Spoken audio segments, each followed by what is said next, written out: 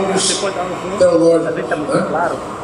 Então, bem-vindo a todos, né? O pessoal está chegando ainda, mas a gente já queria dar início, né? Respeitando o tempo, respeitando também quem está aqui. A gente quer fazer um momento de abertura agora, apresentando a proposta do encontro, né? A justificativa da temática, os objetivos do nosso encontro e também a estrutura do nosso evento, tá? E já todos são muito bem-vindos. Por que nós escolhemos essa proposta de um diálogo teológico, né? E não um debate? Porque, na verdade, nós não estamos aqui para debater a temática, mas para dialogar, para trocar ideias de forma bastante aberta, né? E tentar alguma reflexão em torno dessa temática, que é uma temática não discutida de forma aprofundada muitas vezes, né? Então é importante isso. É um diálogo, é uma troca de ideias do ponto de vista horizontal. Então é eu falando com você, você falando comigo, nós com os convidados, e não uma relação vertical em que quem vai falar aqui sabe mais do que você. Não é uma relação vertical, é uma relação horizontal, de troca, né? O objetivo do nosso encontro é incentivar a discussão e o desenvolvimento teológico equilibrado no contexto da igreja local, né? E aqui nós temos alguns alunos, né, da FTSA, levanta a mão aí os alunos. Legal, pessoal, que a gente vem trabalhando com eles, né? Vocês sabem da parceria nossa com a FTSA, hoje a gente curso à distância aí, sendo feito por esses alunos que são membros da IBC, e nós estamos dando esse suporte através do núcleo de apoio pedagógico, né? No qual estamos trabalhando eu, Nando e Rosvito no apoio desses alunos, acompanhando esses alunos, né?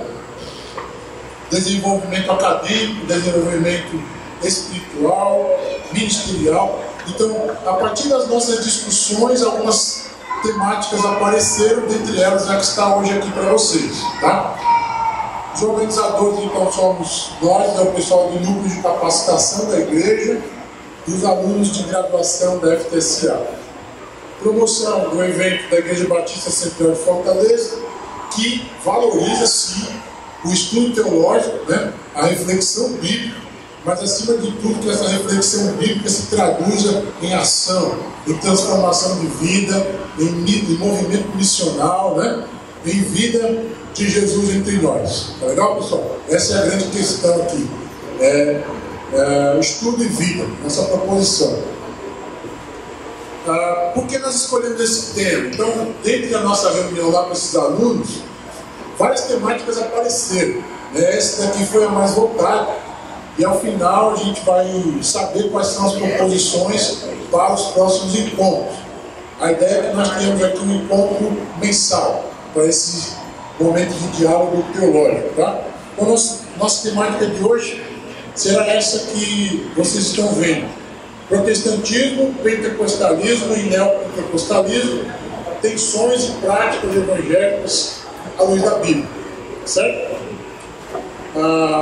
Orientações agora para o nosso momento. Vamos solicitar a gentileza, né, do celular estar no silencioso para cada um, tá certo? Para que isso venha contribuir para a organização do nosso evento. Então, tá com o celularzinho aí, coloca no silencioso só para ajudar a gente. O evento vai ser gravado, vai ser postado e é permitido fazer aqui as lives, né? O pessoal da internet aí que gosta de fazer uma live aí, pode fazer ao vivo para nós aqui, o pessoal do Facebook, da internet, tá bom? Mas o evento vai ser gravado, vai estar aberto aqui para as lives. Seguimos a apresentação agora dos convidados que nós vamos ter para discutir essa temática, tá certo? Nosso querido irmão Armando Bispo, tá certo? Está aqui com nós. Ele é mestre em divindade pelo Seminário Teológico Grand Rapids, Michigan. E Nando Velasco, tá certo?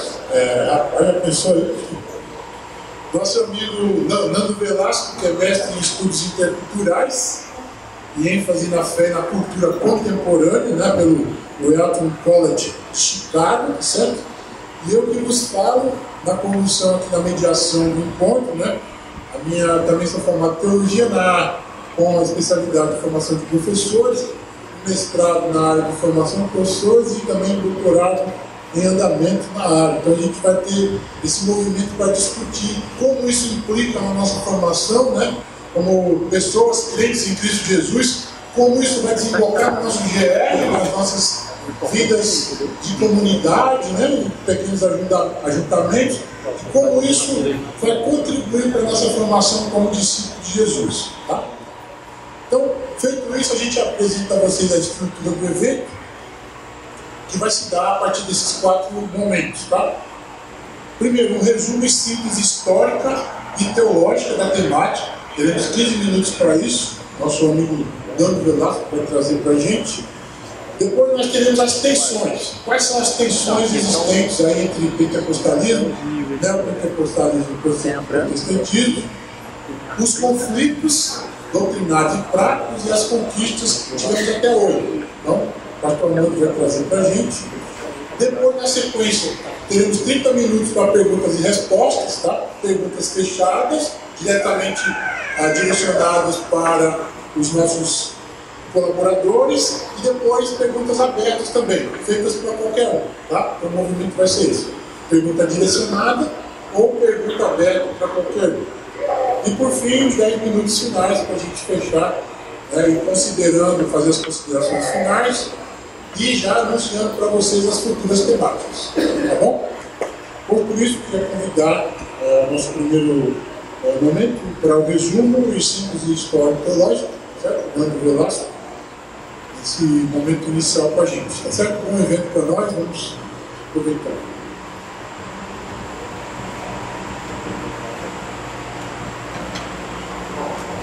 E só aqui uma dica aqui do Nando. Enquanto a nossa fala vai acontecendo, a gente vai ficar aqui atrás, vocês já podem ir anotando as perguntas, para ir adiantando, porque quando for o momento das perguntas, nós já estão feitos. Distribui papel, né, caneta aí, já vamos fazendo as perguntas, tá bom? Certo.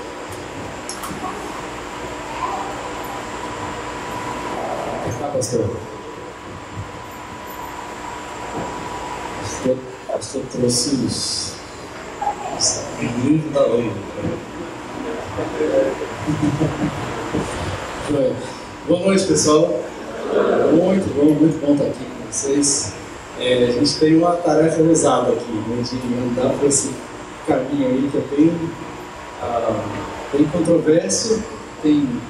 Obviamente, a gente não conseguiria exaurir o tempo que a gente tem para tocar nesses assuntos, mas a gente, na verdade, é um papo introdutório, tocando em alguns pontos, né?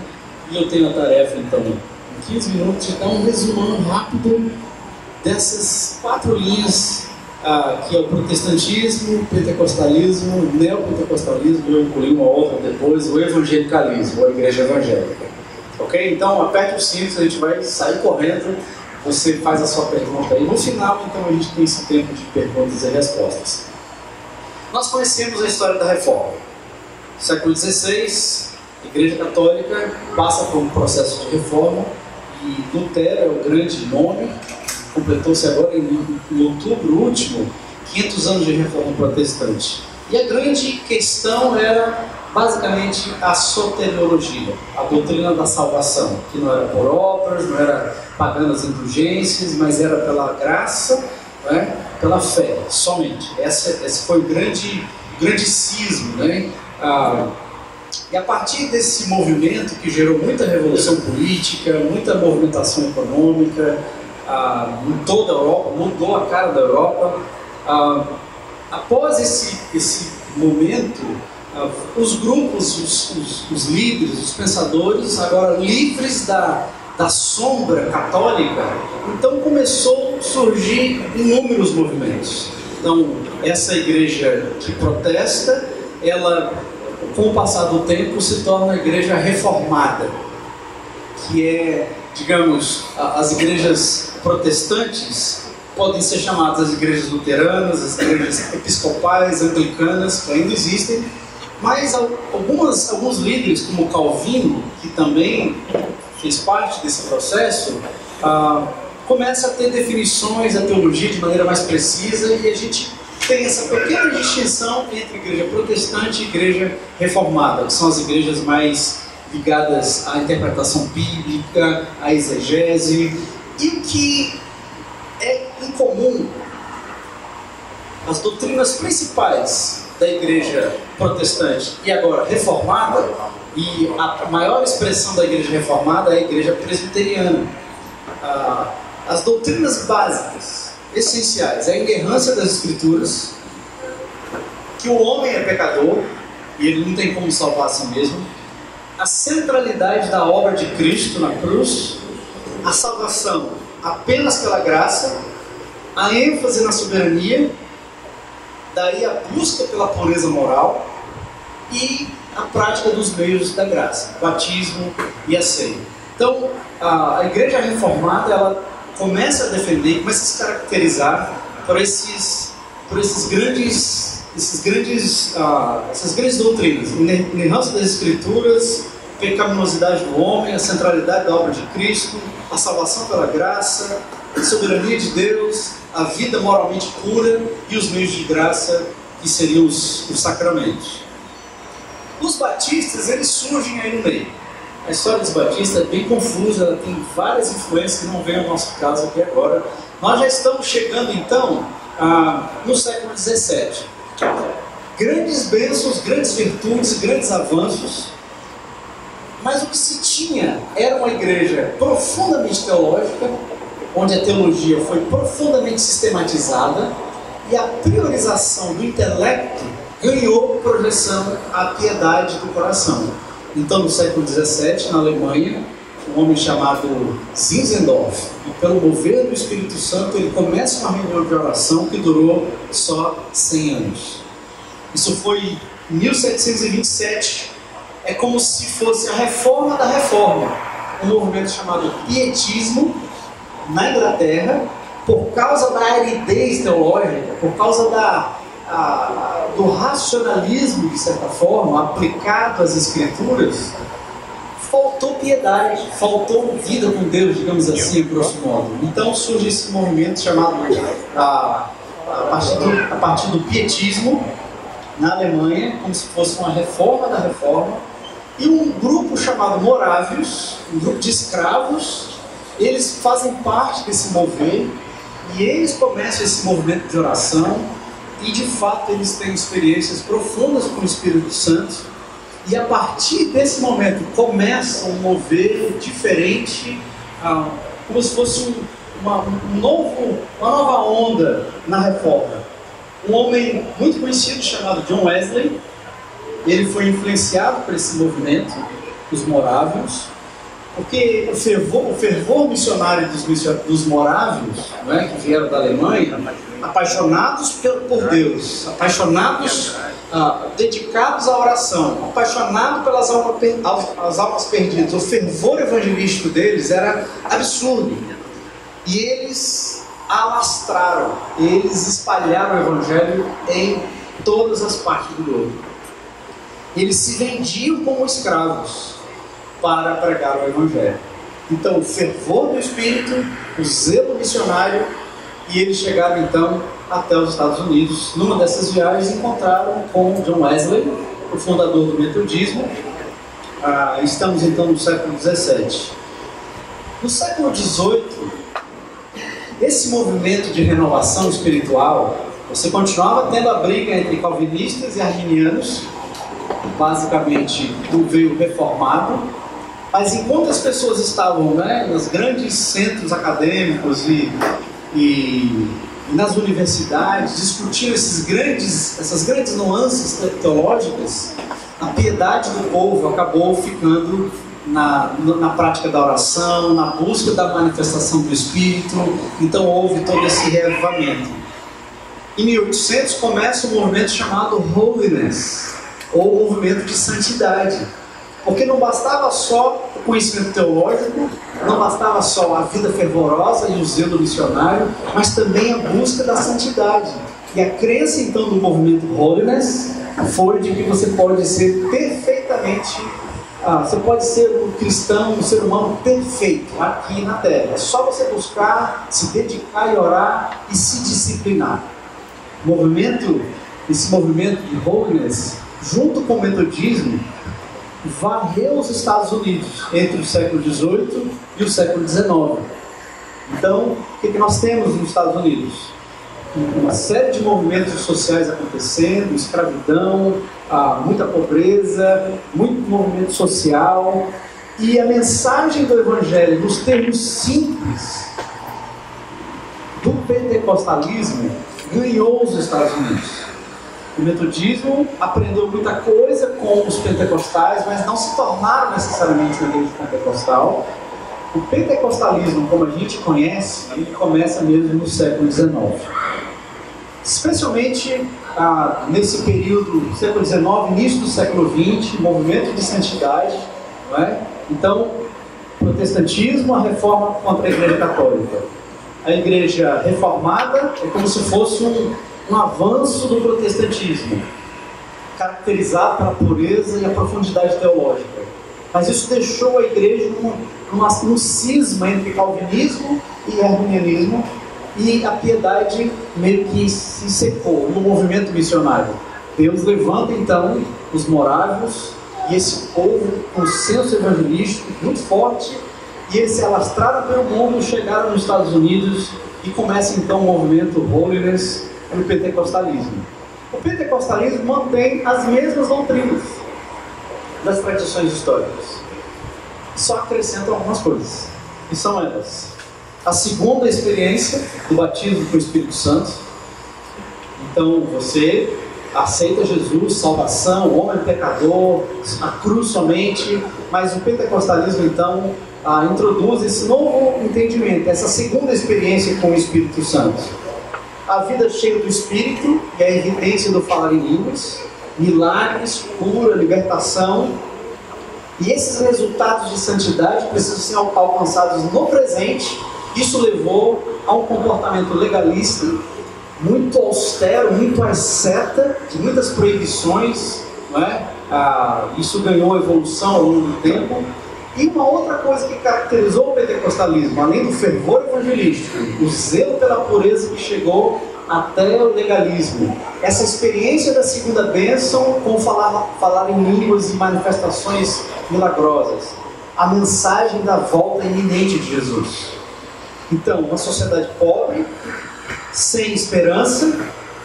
A mensagem do pentecostalismo, então, sociologicamente falando, trouxe mudanças para o presente. Quem bebia não bebia mais, quem batia na mulher não batia mais, e a mensagem urgente de que Jesus estava voltando. E essa mensagem, então, que foi uma evolução da mensagem da reforma.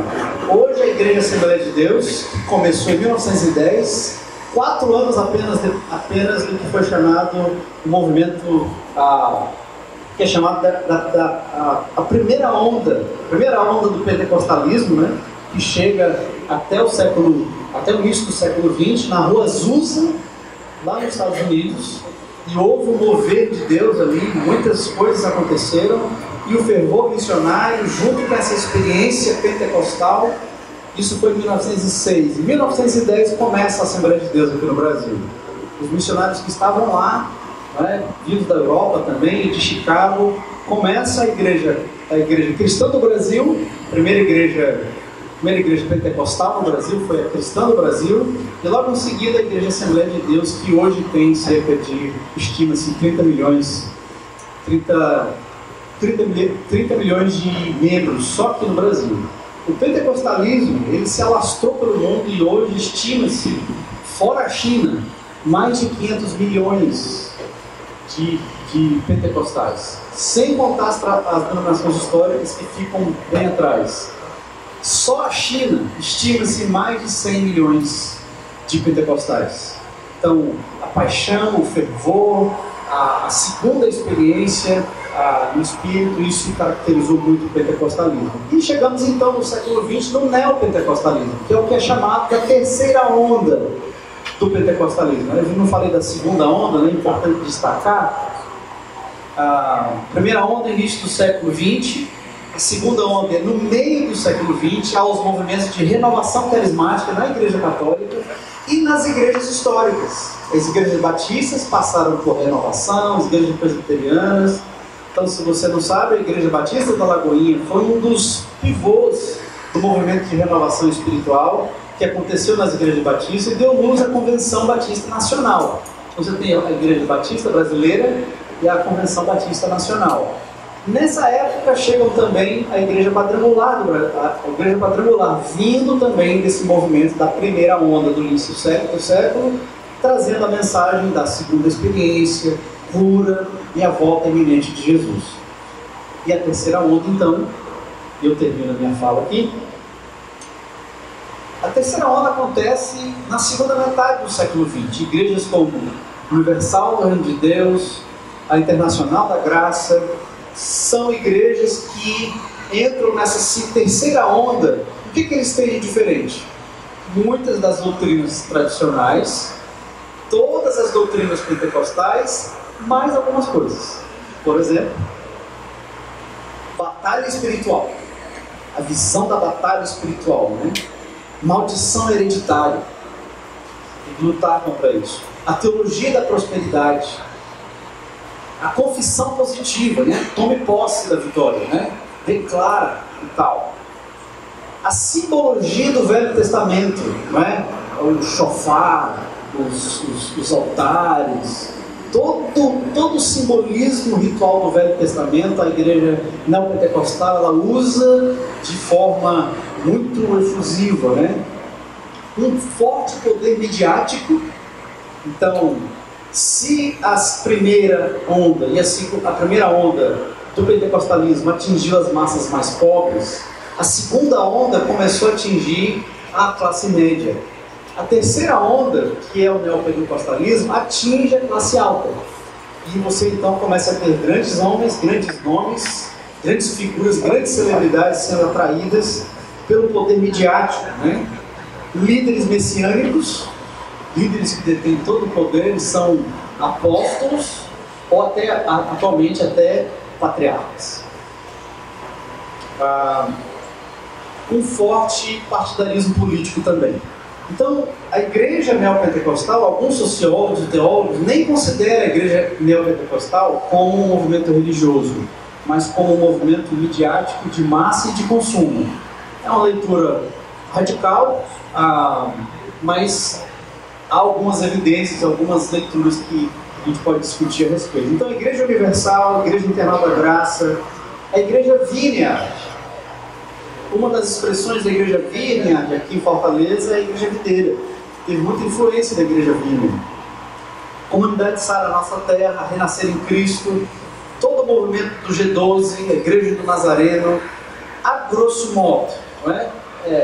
À medida que os anos vão passando, os movimentos eles vão ficando plurais, eles vão tendo características meio multicoloridas e não tão definidas quanto no início desses movimentos e meu tempo acabou. E a última, a igreja que tem uma forte expressão internacional, que pode ser considerada uma igreja neopentecostal, é a igreja Hillsong, que tem uma infusão grande. E o evangelicalismo, eu só incluí aqui para dar só uma pincelada de que todas essas pessoas se chamam de evangélicos. Todo mundo se coloca nessa cadeira de evangélico. Porque a igreja evangélica, ela na verdade não é uma denominação. Ela cruza todos esses movimentos, cada um com a sua cor, com o seu sabor. Mas basicamente o evangelicalismo, ou a igreja evangélica, ela é mais tradicional nas suas crenças, a inerrância das Escrituras, a obra de Cristo e a vida moralmente pura. Mas uma coisa característica da igreja evangélica é a necessidade da confissão de fé. Você precisa manifestar, você precisa tomar uma decisão por Jesus e então você entra na sua jornada de discipulado. Ok? Então, a grosso modo, ainda tem um ali. Né? Obrigado, Deus.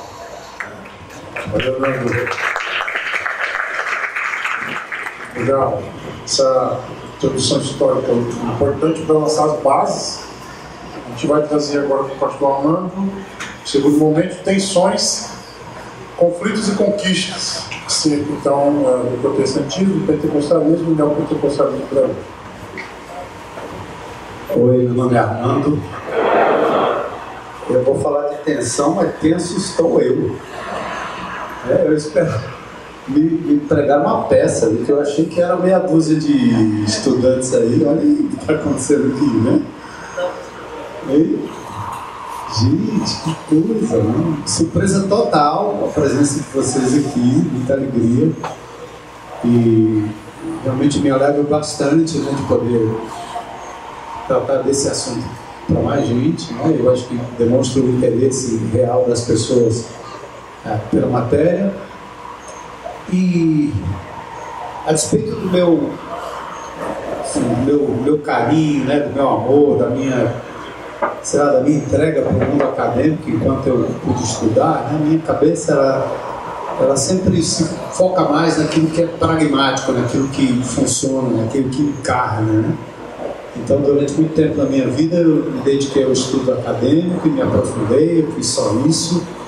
Mas a angústia do meu coração era sempre tocar pessoas e olhar para Jesus mais do que uma matéria, mas como uma pessoa. Por isso que nós, como igreja, a gente às vezes abre a voz ali do púlpito e diz que a teologia leva a isso, a teologia leva aquilo, e muita gente até confunde a nossa postura em relação a isso, né? Mas eu quero entrar aqui na temática, talvez tentando abranger o todo e para mim, focando naquilo que de fato interessa nessas relações de tensão. O meu entendimento sobre a Igreja de Jesus é que eu não me identifico como um protestante. Eu não acho que a reforma protestante ela define o início da Igreja evangélica como nós conhecemos. A minha visão da história da Igreja, eu acho que quando me perguntam se você é protestante, eu digo não, eu sou católico, porque a minha fé, a minha crença, ela é universal. Eu sou apostólico, porque Efésios 2:20 diz que a minha fundamentação está realmente na doutrina dos apóstolos e dos profetas. Então eu me considero católico universalmente falando, porque o evangelho é para todos. Sou apostólico porque eu venho, obviamente, minha raiz é o ensino e a doutrina dos apóstolos. Paulo diz isso em Efésios 2:20, que os apóstolos e os profetas são o fundamento doutrinário, teológico da igreja. Então, eu sou católico, apostólico, só não sou romano, sou pentecostal. Para mim é um absurdo qualquer pessoa não se denominar pentecostal, porque a minha experiência pessoal com Jesus e o meu entendimento da Escritura é que nem no Velho, tampouco no Novo Testamento, existe salvação sem o toque do Espírito Santo de Deus. Quem convence do pecado, da justiça e do juízo é o Espírito Santo de Deus. Quem gera vida, quem como uma galinha que fica sobre os ovos, né? Chocando e dando vida para que os pintainhos apareçam, é o Espírito Santo de Deus. Não há vida sem o Espírito Santo de Deus. É a partir da criação, do versículo 2 de Gênesis, que o Espírito de Deus atua. Então, em todo o Velho Testamento, em todo o Novo Testamento, não existe reconexão, religação com Deus, a não ser pelo Espírito Santo de Deus. Então, para mim, me parece inútil e até ridículo. Eu vou usar algumas palavras fortes aí no meio da história, vocês tenham misericórdia do velho pastor, mas não existe conversão, conexão com Deus, novo nascimento, sem a ação do Espírito Santo de Deus. Portanto, todo crente em Cristo Jesus, ele é pentecostal. E se ele é parte da igreja de Jesus, a igreja de Jesus nasceu em Pentecostes. O Novo Testamento, ele nasce na cruz do Calvário, quando o Novo Testamento é celebrado com o sangue de Jesus, conforme o próprio anúncio dele em Lucas capítulo 22. Mas é a partir da cruz do Calvário que Jesus antecipa a ida dele e a vinda do Espírito Santo, e esse fenômeno acontece no dia de Pentecostes. A igreja evangélica nasceu em Pentecostes. Então, Você é carismático? Claro que eu sou carismático. Eu não tenho como não ser carismático, porque eu não posso impedir que o Espírito Santo de Deus, que me restaurou, me regenerou e em mim habita, que Ele transforme meus dons e talentos, aliás, meus talentos naturais como ser humano, em dons espirituais que trazem edificação para a vida de outras pessoas.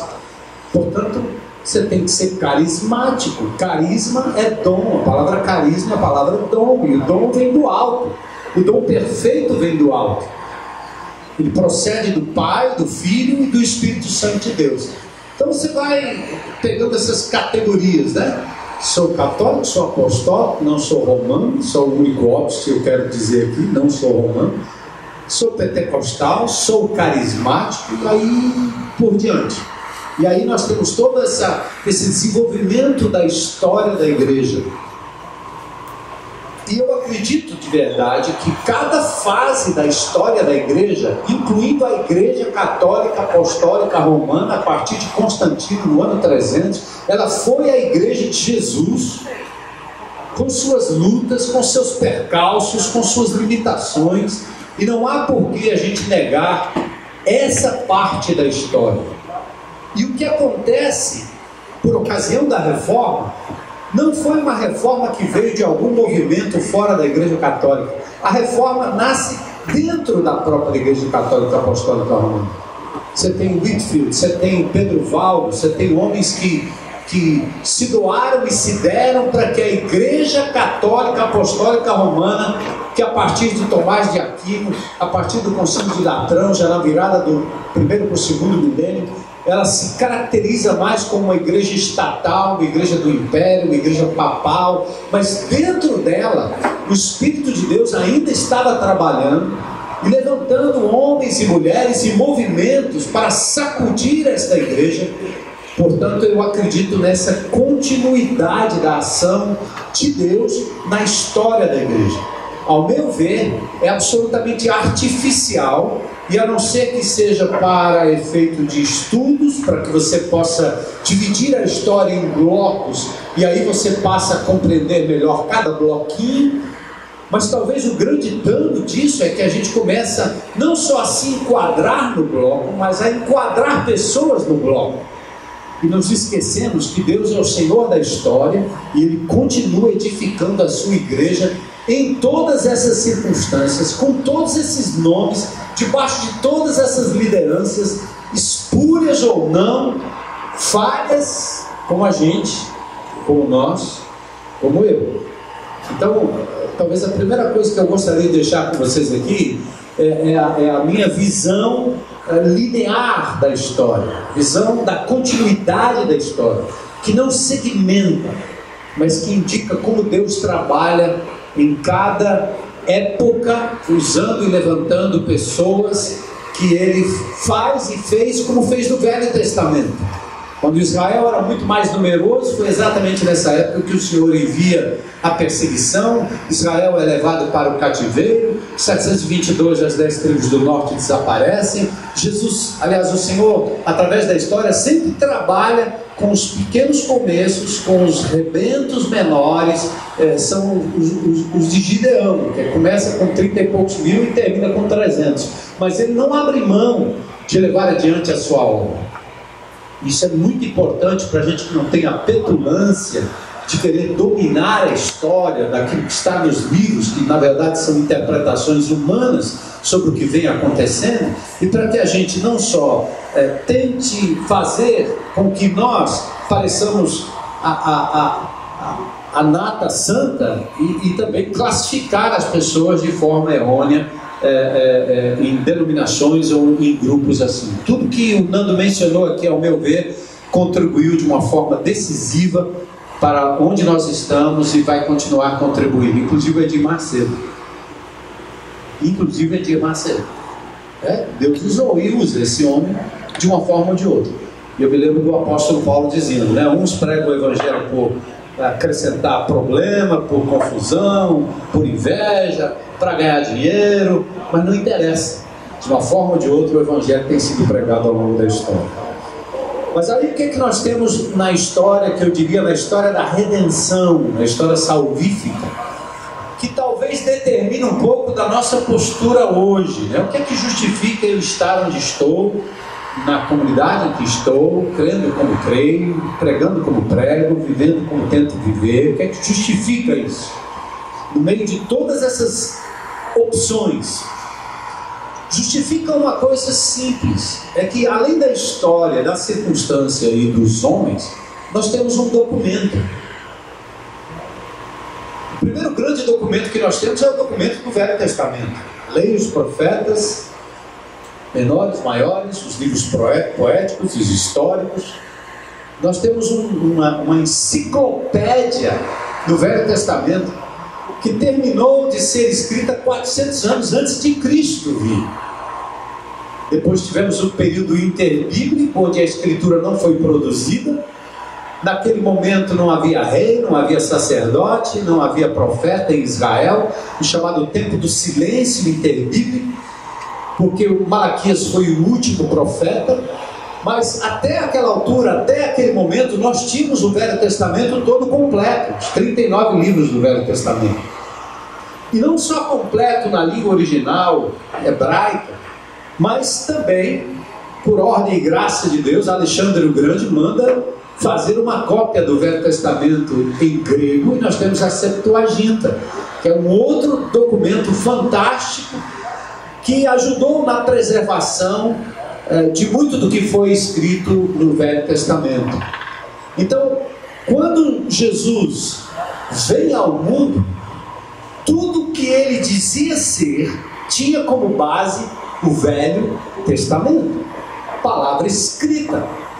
E Jesus, logo na abertura do seu ministério, ao ser tentado, ele usa uma frase que deve ser a frase de todo aquele que quer ser fiel ao Deus da palavra, ao Deus das Escrituras. Ele responde à tentação dizendo: está. Ele não recebeu revelação, ele não sonhou, ele não teve que interpretar nenhuma língua, ele simplesmente disse: está escrito. E todo o tempo, a partir do Sermão do Monte, ele sempre fez referência à palavra escrita. Passo o céu e a terra, mas as minhas palavras não passarão. E Jesus, como um bom rabino, um bom mestre, como um estudioso da palavra de Deus, como um menino que participou do Bar Mitzvah, que memorizou as Escrituras, a Torá, ele tinha como fundamento básico a palavra de Deus, a palavra escrita, só isso. Agora a gente pode voltar um pouquinho para relembrar o seguinte, que na medida que o Velho Testamento foi sendo escrito a partir de Moisés, estamos falando de 1400 anos antes de Cristo, se estamos aqui no ano 2000 e alguma coisa, nós estamos falando de 3400 anos antes de nós, né? O Velho Testamento passou a ser escrito. Esse Velho Testamento completado a partir de Malaquias se torna a referência básica de Jesus. Mas vamos lá, outra coisa importante que vale a pena aqui você guardar como detalhe: enquanto esse Velho Testamento estava sendo formado, os prodígios, os milagres e os sinais, eles serviam para autenticar o profeta, quem falava em nome de Deus. Percebe? Você não tinha palavra escrita. Então qual era o argumento de confrontação? Qual era o argumento da manifestação do poder de Deus? A Elias não importava diante dos profetas de Baal ler um texto da Escritura, porque ele tinha só um pedaço dela. Mas Deus usou para autenticar a vida e a personalidade de Elias um fenômeno em que ele manda jogar água na lenha e o fogo desce do céu e o altar é consumido. As pragas do Egito também foram testemunhos e sinais para autenticar o grande mediador Moisés, que no livro de Hebreus é tido como o grande mediador da primeira aliança, sendo Jesus superior a Moisés em tudo. Mas perceba que fenômenos como sinais e prodígios, eles aconteciam relacionados à revelação bíblica, à revelação divina, a pessoas que estavam sendo autenticadas diante de grandes poderes, inclusive espirituais.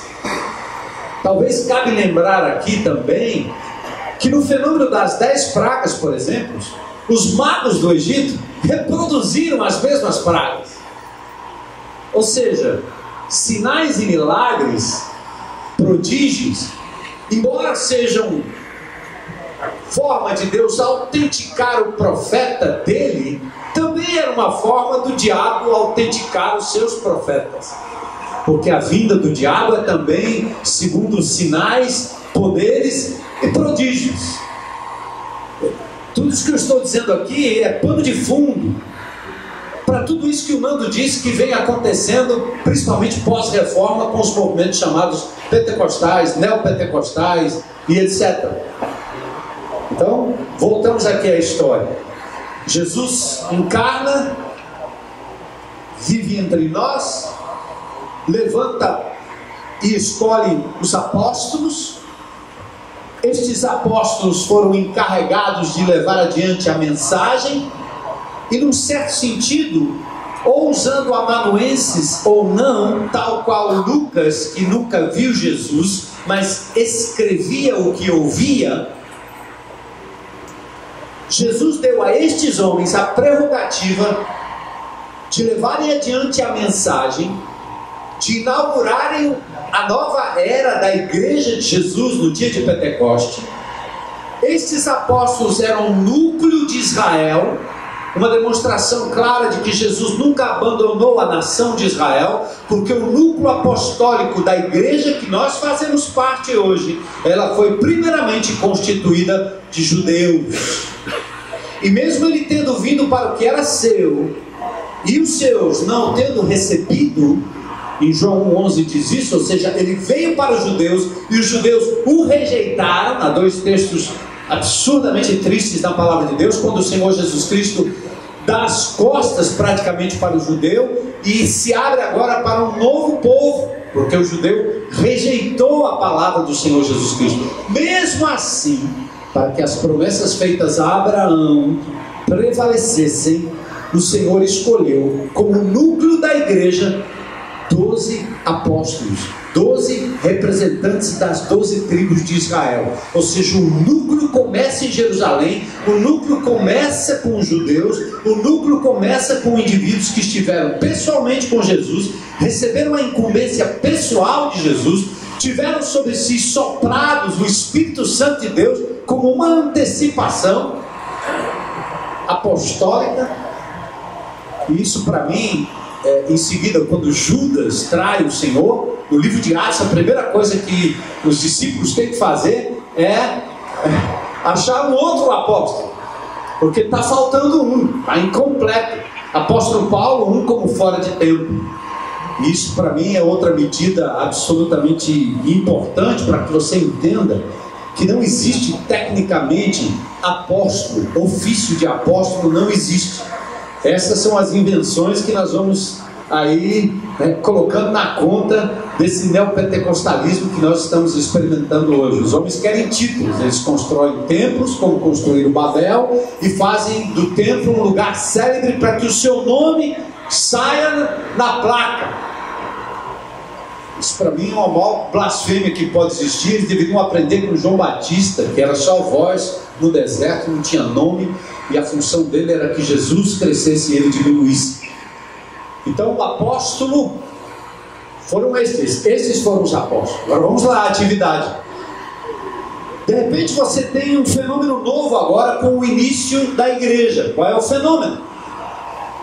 O fenômeno é que o Senhor Jesus Cristo prometeu que que não inauguraria um templo político, porque lá em Atos 1 eles perguntam: será porventura o tempo agora em que vais restaurar o reino a Israel? E Jesus diz o quê? Não vos compete conhecer tempos ou épocas que o Pai a si mesmo reservou, mas recebereis o quê? Poder, dunamis, ao descer sobre vós o quê? O Espírito Santo, e vocês vão ser minhas testemunhas, aonde? Jerusalém, Judeia, Samaria e até os confins da terra. De uma forma maravilhosa, o livro dos Atos dos Apóstolos, escrito por Lucas, dá o layout da história. Então, atentem aí, para quem quer trabalhar com as interpretações sobre os fenômenos pentecostais e principalmente o de línguas, a primeira coisa que se tem que observar é que o livro de Atos está resumido em Atos 1:8. Quando Jesus dá o layout geográfico do movimento que ele inauguraria. Bom, vamos lá. Quem está no dia de Pentecostes? 50 dias depois da morte do Senhor. Todos estavam reunidos no mesmo lugar, certo? Quem estava lá? Quem estava lá? Ora, você lê no livro de Atos capítulo 2, vários judeus de várias nações, de vários locais, eles vieram para Jerusalém para a festa de Pentecostes, e ali naquele momento, naquele lugar, o Espírito Santo de Deus inaugura o corpo de Cristo. Todos ali foram alvos de um fenômeno espetacular, porque não tinha escritura, não estava escrito aquilo ali, a não ser em Joel capítulo 2, que depois Pedro se levanta, prega e diz: o que está acontecendo aqui foi o que foi dito lá em Joel capítulo 2. A igreja naquele momento, naquele núcleo, como se fôssemos nós aqui reunidos, a igreja foi tomada por uma ação do Espírito Santo. Não é que o Espírito Santo não estivesse no coração daqueles que estavam presentes. Isso é ridículo. Porque todos aqueles que estavam lá, incluindo Maria, eram crentes em Jesus. Eles já tinham o Espírito Santo de Deus. Mas nós temos que compreender que quando Deus visita um lugar, a palavra pacat em hebraico significa visitação divina. Não é que ele não esteja lá antes, mas ele visita para derramar um dom especial, um evento especial, um momento histórico especial. É a chamada visitação divina. Já imaginou Jesus dizendo que ele iria e depois o Consolador viria? Quer dizer que o Consolador não estava lá? Claro que estava, sempre esteve. O que ele está dizendo é: o Consolador vai visitar vocês de uma forma tão poderosa, que olha o que aconteceu naquele dia. Judeus de todas as etnias, não etnia, mas de todas as nações, o que eles experimentam ali? Primeiro, um fenômeno visível: línguas repartidas como de fogo. Não é fogo, como de fogo. Como, tal qual, tá certo?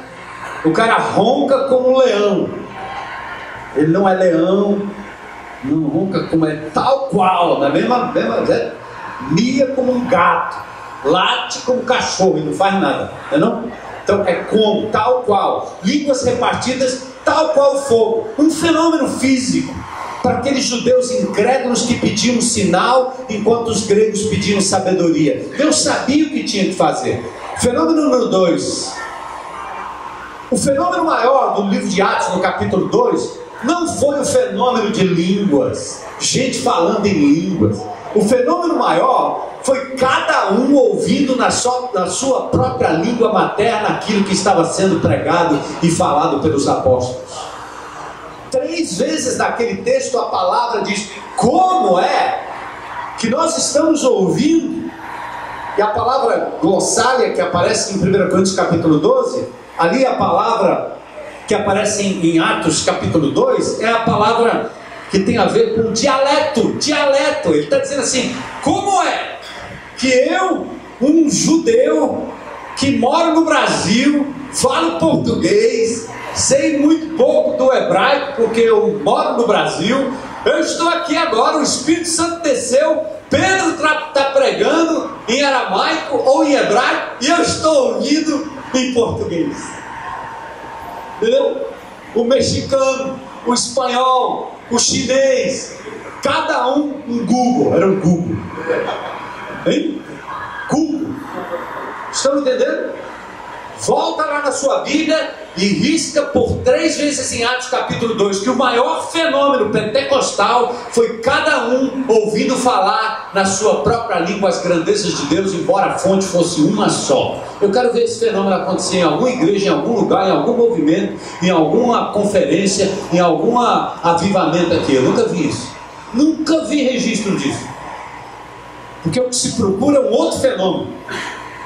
Então, Atos capítulo 2, início da igreja de Jesus. E o que é que nós temos ali em diante? Meu tempo está voando, né? Vou acabar. Eu me empolgo. Em Atos capítulo 2, o que é que nós temos? O início da revelação, conversão de Saulo, escritura sendo produzida, os evangelhos sendo produzidos. Então, meus amados, presta atenção, aquele povo estava vivendo agora um novo fenômeno, a vinda do Espírito Santo, e ali em Atos 2 aconteceu o que é chamado de batismo no Espírito Santo de Deus. A palavra batismo é a mesma conotação do batismo em água, que te mergulha num corpo físico local, igreja local. O mesmo batismo com o Espírito Santo é um mergulho. Apóstolo Paulo fala disso em 1 Coríntios capítulo 12. Todos nós fomos mergulhados em um só corpo. Ali foi o batismo do Espírito Santo que aconteceu em Atos capítulo 2. Você vê outra coisa interessante que o neopentecostal faz, né? Esse, na etiqueta neopentecostal: Senhor, derrama sobre nós o teu Espírito. Ridículo. Porque o Espírito já está. Ele foi derramado em Pentecostes. Eu quero dizer para vocês uma coisa tão simples: do jeito que a missa crucifica Jesus toda hora e todo tempo, nossas orações estão querendo que o Espírito seja derramado quando ele já foi, é uma vez só. A cruz é uma vez só, a ascensão é uma vez só, a ressurreição é uma vez só, a ascensão é uma vez só, e Pentecoste uma vez só. Ele já veio, ele foi derramado. O que acontece é que aquilo que aconteceu na cruz do Calvário é aplicado na vida de cada pessoa que crê em Jesus no momento que crê. Da mesma forma que o Espírito Santo e a sua vinda é aplicada na vida de alguém no momento que ele crê. Fenômenos cravados que não se brinca com aquela interpretação para tentar tornar as pessoas emotivas ou outras motivações que não me interessam. Mas à medida que o Novo Testamento foi desenrolando, o que é que nós tínhamos nas comunidades? Pessoas reunidas, o Velho Testamento, Cristo morto, ressurreto, Espírito Santo vindo. E aí? O que quer dizer tudo isso? Até que o apóstolo Paulo fica preso e escreve suas epístolas, as igrejas se reuniam em grupos pequenos e não sabiam exatamente o que estava acontecendo. O que é que Deus fez naquela época? Levantou um movimento profético. Qual é o movimento profético? Ele levanta um movimento profético para dar àquelas comunidades uma iluminação, uma revelação daquilo que significava o novo fenômeno Cristo e a igreja à luz do Velho Testamento. Então, quando eles se reuniam, um tinha salmo, outro tinha um hino, outro tinha uma doutrina, outro tinha uma profecia, e aí a palavra de Deus ia saindo, Deus falando. Então, naqueles primeiros anos, enquanto a escritura não estava completa, o fenômeno pentecostal, que a gente pode chamar, o fenômeno de profecia, acontecia exatamente por isso. Lembra de Ágabo? Disse para Paulo: você vai ser preso. Ele era um profeta, ele profetizou. Paulo disse: não vá. Ágabo disse: não vá para Jerusalém. Ele pegou a cinta, botou aqui: não vá para Jerusalém, você vai ser preso. Era profecia. O que é que Paulo fez? Foi do mesmo jeito, passou por cima da profecia, porque ele disse: eu já sei, o Espírito de Deus já me revelou o que vai acontecer. Seu movimento profético aí é muito bom, obrigado, porque você está me avisando o que vai acontecer, mas eu não desvio o meu caminho, porque Deus já falou ao meu coração. Então, sem escritura, o movimento profético era intenso. Agora vamos lá. Duas coisas que a gente precisa resolver aqui. Primeiro, para dizer que o movimento de línguas estáticas, não é exclusividade da igreja evangélica. Porque desde Deuteronômio capítulo 18, versículos 4, versículo 5, existe a proibição não só do falar em línguas. Muitas traduções aqui não traduzem, o hebraico é exatamente o balbuciar. Tanto era proibido falar, e está no meio daqueles fenômenos espíritas, que você abre a Bíblia e diz, está aqui, a Bíblia é contra o espiritismo. Mas lá o fenômeno era também de falar em línguas e também de interpretá-las. Deuteronômio capítulo 18, grave aí. Ou seja, quando o apóstolo Paulo diz em 1 Coríntios capítulo 12, olha, vocês se lembram que quando vocês frequentavam os templos pagãos, vocês eram conduzidos por ídolos mudos que conduziam vocês, ou seja, eles eram incorporados por entidades e falavam em línguas. Eu sou filho de família espírita, frequentei durante muitos anos, vi os guias espirituais se manifestando com aquelas tremedeiras constantes e falando línguas. Nenhuma novidade. Então bora lá. Lembra dos milagres de Moisés que os magos do Egito reproduziram? Línguas era um fenômeno que todo crente no Novo Testamento estava acostumado a ver por conta do que acontecia nos templos, na adoração aos deuses pagãos. E aí o apóstolo Paulo diz, olha, vocês não vão ser guiados da forma que vocês foram guiados lá fora. E aí Paulo escreve a carta 1 Coríntios capítulo 12, não para ensinar alguém a falar línguas. Ele está dizendo, vocês estão bagunçando o culto aqui, vocês estão levando isso para um outro lado, e é possível que haja entidades agindo aqui no meio de vocês. Vocês estão usando o mesmo fenômeno que foi usado lá fora, precisa ser regulamentado. E aí eu quero só dar um resumo rápido do livro de Atos, e depois tratar desse de Coríntios 12 e eu fecho. Pode. Só enquanto o pastor faz o segundo bloco agora de mais 17 minutos, eu já vou anotando aí as perguntas de vocês, para na sequência já estar preparado para o nosso momento, tá certo? Perguntas e respostas. Vocês estão olhando para mim assustado. O que acontece em Atos? Quem é da IBC aqui já me ouviu falar nisso, né? O que acontece em Atos? Atentem, gente. Por que esse fenômeno de línguas antes e depois ele acontece em Atos? Acontece o seguinte: Jesus entrega à igreja em Jerusalém a incumbência de pregar e ser testemunha mundo afora, não é? O que os apóstolos fizeram? Ficaram onde? Em Jerusalém. Por que eles ficaram em Jerusalém? Porque olha, eu recebi esse presente de Deus, eu vou lá dar isso para gente pagã? Não vou nada. Eu vou lá pregar isso para gentio? Não. Eles ficaram em Jerusalém. O evangelho nunca teria saído de Jerusalém, não for uma perseguição que aconteceu em Atos capítulo 8. Por quê? Porque a despeito de terem ouvido de Jesus, os apóstolos se recusavam a levar o evangelho para os gentios. Vocês estavam fora da agenda dos apóstolos. Entendeu? A gente ia ficar de fora. E por isso, não somente por isso, mas Deus teve que levantar o apóstolo Paulo como apóstolo aos gentios, um homem que era um poliglota, um homem que era um cidadão universal, um cidadão de Roma, para que aí sim ele pudesse fazer o papel que Pedro não fez. Então o que acontece no fenômeno? Ora, Pedro recebe uma visão para ir aonde? Antioquia, capítulo 10. Quem está lá? Em Romano lá. E aí Pedro chega e diz, não posso ir não. Aí vem a visão, né? Pega, mata e come. Parece a visão do Carcará. Eu nunca comi nada imundo. Eu estou lhe dizendo que o que eu consagrei não é imundo.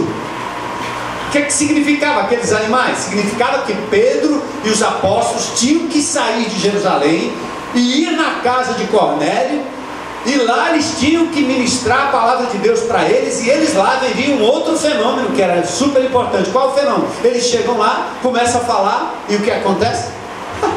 O Espírito Santo baixou ali, e eles começaram a falar em línguas estranhas. Em Atos 2 tem línguas,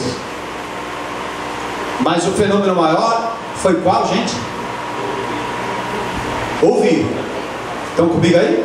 O fenômeno maior foi ouvir cada um na sua própria língua, mas também falaram em línguas. E aí os apóstolos achavam: nós somos os bambambãs da história. Aí Deus força a ida deles até Cornélio. Quando chega lá, ele entra na casa, prega a palavra de Deus. Quando ele estava falando, o Espírito Santo de Deus vem. Aqueles homens começam a falar em outras línguas e eles caem em parafuso. Que é que, olha, Atos 10, 11, aliás, Atos 9, 10, 11, principalmente capítulo 10. Pedro volta para Jerusalém e tem que dar explicação para os apóstolos. Espera aí, eu fui lá e olha o que aconteceu.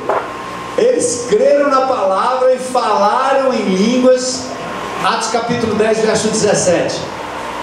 Pedro diz assim: quem era eu para negar a palavra àqueles que ouviram? Porque na medida que eu ia falando, eles receberam o Espírito Santo de Deus, tal qual nós recebemos no início quando cremos no Senhor Jesus. Atos 10, 17. Só para lhe dizer assim, o argumento fechar aqui. A razão que Deus repetiu e permitiu que esse fenômeno de línguas acontecesse, em Atos 19, Paulo chega lá e diz: vocês já ouviram falar do Espírito Santo? Eu disse: nem ouvi falar que tinha Espírito Santo. Não sabia nem o que era, porque eles tinham sido batizados no batismo de João. E aí o fenômeno acontece de novo. Por quê? Porque nós estamos falando de Jerusalém, aconteceu em Atos 2, Judéia, Samaria, e Atos 19 já é confins da terra. Então Deus providencialmente preparou na sequência histórica do livro de Atos a repetição do fenômeno para provar aos judeus que gentio também agora era parte da igreja de Jesus, da nova aliança, e também batizado com o Espírito Santo de Deus. Oi, só pessoal da FTCA, cadê os alunos? Eu vou pedir para vocês ficarem andando no meio do pessoal. A Rosvita também, não sei onde está. Pronto, eu vou pedir para vocês ficarem andando no meio do pessoal. E nesses últimos minutos, você escrever no papelzinho que você recebeu. Terminou de escrever, faz assim, ó. Aí eles vão pegar para a gente fazer uma triagem, para a gente usar bem objetivamente o próximo momento, tá bom? Então, só essa palavra, escreve, levanta a mão, eles estão andando aí perto de você, eles vão te pegar a pergunta, tá bom? Pronto, e no livro de... é tanto que nas epístolas paulinas, as epístolas de Paulo, as epístolas pastorais, não tem nenhuma menção de falar em línguas. O único lugar que aparece é na igreja mais complicada do Novo Testamento. A igreja que tinha incesto, a igreja que tinha divisão, a igreja que tinha confusão. É lá que aparece o fenômeno de línguas. E o que o apóstolo Paulo faz? Entenderam de Atos aí, né, gente? Entenderam aí? Pedro diz em Atos 10, 17: eles receberam o Espírito tal qual nós recebemos no princípio quando cremos. Só para você ter cuidado, a gente não pode ter essa mente que fica colocando a palavra de Deus em bloquinhos, porque não funciona assim. Quando ele diz cremos, cremos em quê? Cremos no Cristo ressurreto. Porque Pedro, quando recebeu o chamado de Jesus, ele creu nele, por isso seguiu. Mas ele cria num Jesus que ainda estava no Velho Testamento, não sabia direito o que ia acontecer. Quando Jesus disse que ia morrer, Pedro disse que não ia deixar, não é não? Ele queria impedir a redenção da cruz. Olha a cabeça de Pedro. Então era uma crença parcial, era uma crença infantil, era uma crença inicial, era uma crença ainda de menino. Mas quando em Pentecoste eles percebem o fenômeno do Espírito, Jesus assunto aos céus, ali a fé em Jesus Cristo teve uma conotação muito mais completa. Por isso ele usou a palavra no princípio, quando cremos, no princípio da igreja, no dia em que o Espírito Santo desceu e assim por diante. Então eu fecho aqui o livro de Atos para mostrar isso para vocês. Outro fenômeno é 1 Coríntios capítulo 12. Paulo está dizendo: vocês eram guiados por ídolos mudos, agora vocês não vão fazer assim. O dom maior é o dom do amor. Se houver ciência, passa, tudo passa, o amor não passa. Havendo línguas, cessarão. Os batistas regulares são os cessacionistas, né? Porque eles acreditam que o fenômeno de línguas foi cessando gradativamente. E realmente o verbo no grego ali é o reflexivo, ele é gradual e gradativo. A ideia do grego, se levarmos pela literalidade do verbo grego ali, havendo línguas cessarão, significa que o fenômeno de línguas ele teria que cessar gradativamente, não aumentar. E em 1 Coríntios capítulo 12, eu me lembro quando eu cheguei nessa igreja aqui como um bom batistão do pé roxo, e eu fiz parte que essa igreja era a igreja mais radical, mais xiita que você possa imaginar, batista regular. Tem algum batista regular aqui? Algum remanescente batista regular? Com todo respeito, viu, irmão? Hein? Eu continuo um batista regular, porque eles me deram um legado maravilhoso, amor à palavra de Deus. Eu não nego não. Amém, irmão? Aí é o seguinte, agora o que não pode é tentar assim tolher a ação do Espírito de Deus por argumentos que não procedem. Então, havendo línguas, cessariam. Perfeito, tranquilo. O que Paulo diz? Quando eu cheguei aqui para pregar em 1 Coríntios 12, 13 e 14, o texto de 1 Coríntios 14, 29 diz assim, ó, está escrito na Bíblia, ó, não proibais o falar em ponto. Aí eu disse, eu não vou proibir. Mas se falarem, certo? Tem que ser o quê? Um de cada vez, no máximo 3, e tem que haver o quê? Intérprete. Pode falar, porque o que se vê por aí não é isso. Mas eu já entrei numa igreja pentecostal, Assembleia de Deus, lá nos Estados Unidos, e eu sentei aqui, minha mulher do lado, um camarada se levantou, falou em línguas, o outro se levantou, interpretou. Depois o outro se levantou, falou em línguas, o outro se levantou, interpretou, no terceiro parou. Aí ela cutucou e disse, e agora, batistão? Eu disse, amém. Agora o que o irmão disse lá, não era nenhuma novidade. Porque Tessalonicenses 5 diz o quê? Que eu devo julgar todas as coisas e reter o que é? Essa palavra não é para você ficar julgando todo mundo não, é julgar a profecia. É julgar aquilo que é dito como profecia. O texto ali é uma sequência lógica completa, um parágrafo completo. Então, o fenômeno de Corinto, que era um fenômeno para ser regulamentado, foi regulamentado pelo apóstolo Paulo dessa forma. E ele disse, eu prefiro profetizar. E o que é a profecia? Agora eu fecho aqui para definir profecia para vocês. Para mim tem 3 tipos de profecia na Bíblia que deveria balizar o nosso neopentecostalismo, nosso pentecostalismo de hoje. 3 tipos de profecia na Bíblia. Primeiro é a profecia preditiva, a de Ágabo. Ágabo diz que Paulo ia ser preso, ele profetizou e aconteceu. A profecia preditiva é o indivíduo que diz que adivinhou. Ele diz, você na esquina você vai furar o pneu do seu carro, meu irmão. Amém? Não amém. Mas pode profetizar desse jeito? Claro que pode, Deus não proíbe não. E ele pode usar essa circunstância se ele quiser, sem problema nenhum.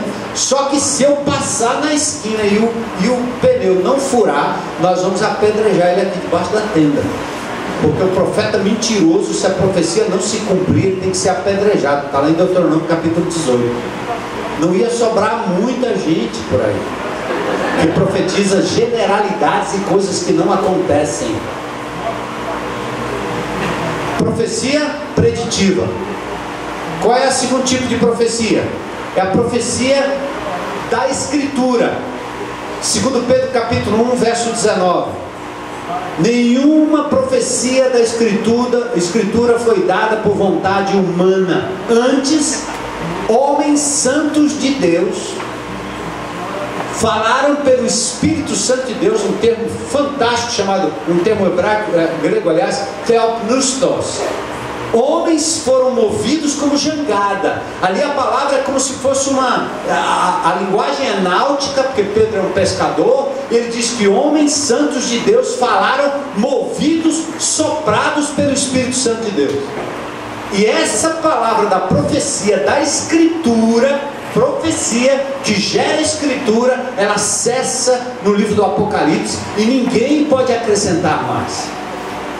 Eu tenho muito medo dos irmãos que dizem assim: Deus me falou.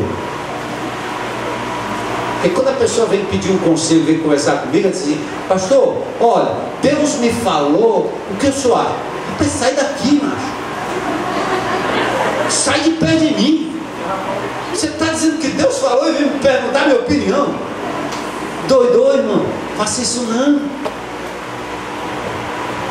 Deus me falou, Deus me falou, Deus me falou, Deus me falou, Deus me falou. Falou o que, meu irmão? Você teve a impressão, você achou que era, você acha que está no rumo. Para com essa conversa aí. Deus me falou, eu tenho medo, eu não posso. Eu sei o que Deus me falou.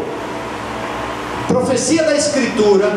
Porque se Deus lhe falou, escreve aí na última página do Apocalipse para a gente acrescentar e eu ver se eu prego domingo nesse texto que Deus lhe falou. Não existe isso. A profecia foi terminada. Quem acrescentar, acrescenta as pragas sobre ela.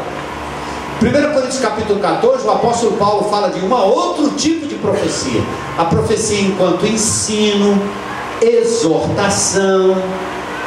Nesse sentido, todos nós somos profetas. Como todos nós somos apóstolos, porque somos enviados.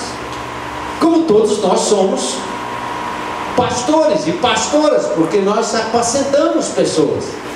Como todos nós somos evangelistas, porque pregamos o Evangelho. Então a palavra enquanto profecia significa que esse indivíduo tem uma palavra profética. A palavra profética dele não é palavra de adivinhação, é uma palavra de exortação, com base na palavra de Deus. E você, quando o indivíduo fala, você ouve como palavra de homem, e aí você vê se confirma com a Escritura e diga amém. Quando é que Deus fala comigo? Quando eu abro minha Bíblia todo dia de manhã e vejo o WhatsApp divino e Deus falando comigo, meu mapa.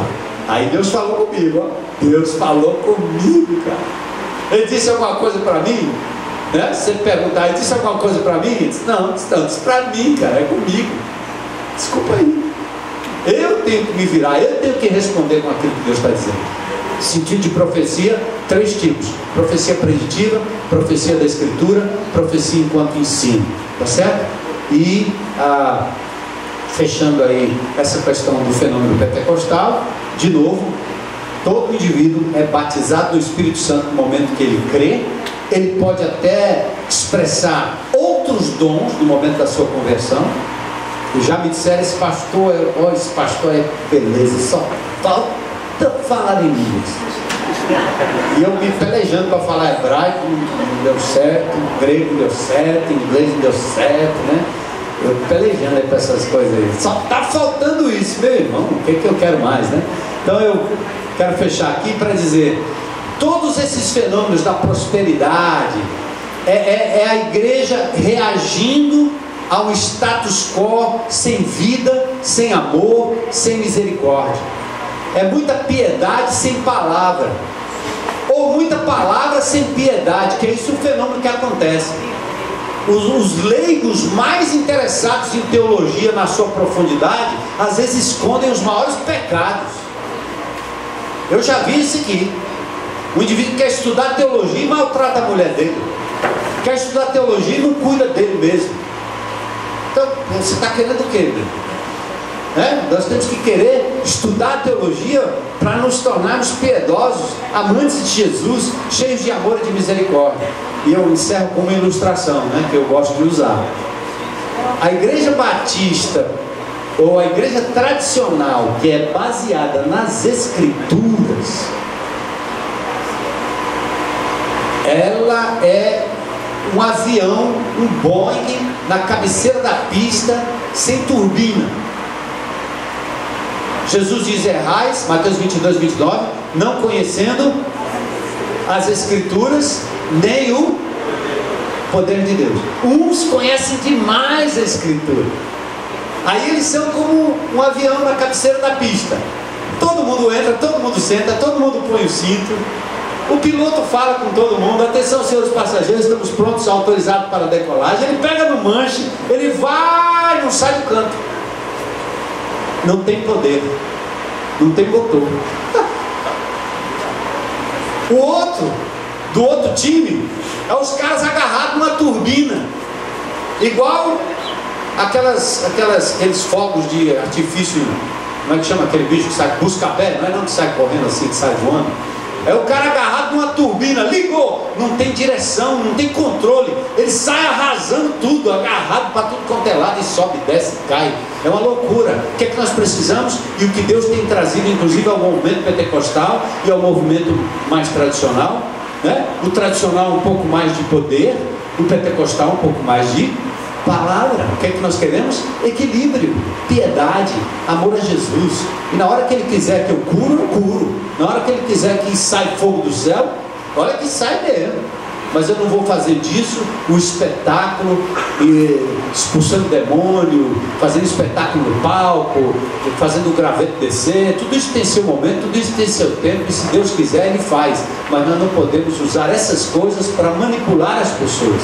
Nós temos que ter uma fé que é chamada lógica e racional, Romanos capítulo 12, inteligente, mas ao mesmo tempo cheia de piedade, cheia de poder. Para mim, o maior fenômeno pentecostal é quando você é capaz de chorar por Fortaleza, você chorar por essas crianças que estão morrendo, é você ter piedade no seu coração e repartir aquilo que você tem. É uma igreja capaz de ir às ruas, é uma igreja empoderada pelo Espírito Santo de Deus, que não depende de pastor para funcionar. Esse é o fenômeno do Espírito Santo, esse é o fenômeno poderoso que vai sacudir a nossa sociedade. Legal demais. Vamos agora no momento das perguntas e respostas. Nós temos agora para esse bloco, 2 blocos de 15 minutos. Queríamos saber se já fizeram aí as perguntas. O pessoal da FTSA nos ajude. Legal. As perguntas podem ser direcionadas, tá certo, aos nossos palestrantes, ou então fica aberto. Oi, meu nome é Lucas. Nós fizemos a divisão das perguntas por blocos. Estou com 2 blocos, a Rosilene está com os outros 2 blocos, tá? Eu vou lançar a pergunta e os nossos convidados fiquem à vontade para responder. Não tem, por enquanto, agora nenhuma direcionada, tá? Vou lançar a pergunta para vocês. A primeira é: quais pontos doutrinários são inegociáveis? Quais pontos doutrinários são inegociáveis? Inegociáveis. Eu acho que, do ponto de vista da cristologia, é inegociável que Jesus é Deus. Ou nós vamos nos tornar testemunhas de Jeová. Vamos ter que ter uma nova tradução que diz: no princípio era o Verbo, e o Verbo estava com Deus, e o Verbo é um Deus, um D minúsculo. Então Jesus é Deus, se fez gente como a gente. Montano e tantos outros ao longo da história confundiram um pouco essa história, se Jesus era 100% homem e 100% Deus, né? Se ele não fosse 100% homem, não poderia ter morrido por nós ou coisa parecida. Mas eu acho que essas controvérsias todas do primeiro século já passaram, e nós acreditamos num Jesus encarnado, 100% Deus, deixou sua glória, 100% homem, absolutamente dependente do Espírito Santo, no sentido de como homem. Então é isso aí.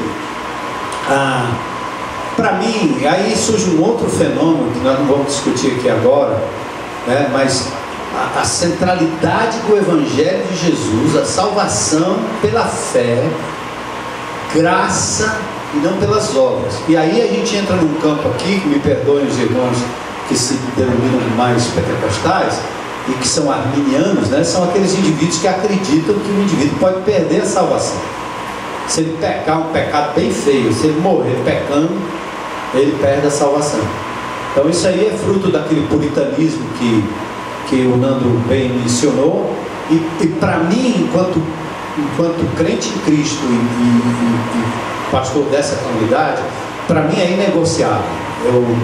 Mas eu não deixo de considerar quem crê diferente meu irmão em Cristo, né? Mas eu acho que o pentecostalismo, ele aproveitou a história do medo, né? Ele impõe medo. Se você pecar, você perde a salvação. Cuidado aí, é uma forma de...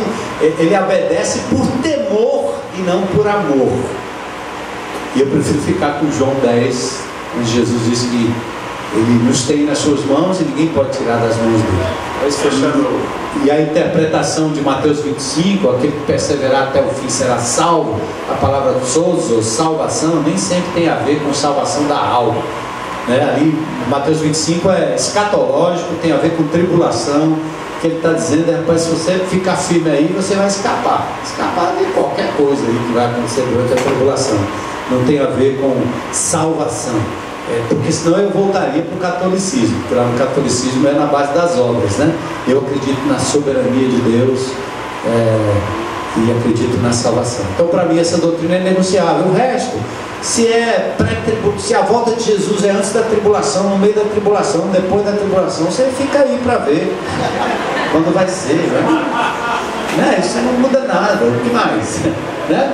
Do ponto de vista doutrinário, eu acho que você centraliza na pessoa do Senhor Jesus Cristo e não vamos... Talvez as três coisas, né, pastor? A pessoa de Cristo, a obra de Cristo, a salvação e a palavra de Cristo, né? Essas três coisas. Para mim esse é o negociável, exatamente. A pessoa de Jesus, quem Ele é? Deus que se fez gente como a gente, encarnado, que um dia voltará para nos buscar, volta de Jesus.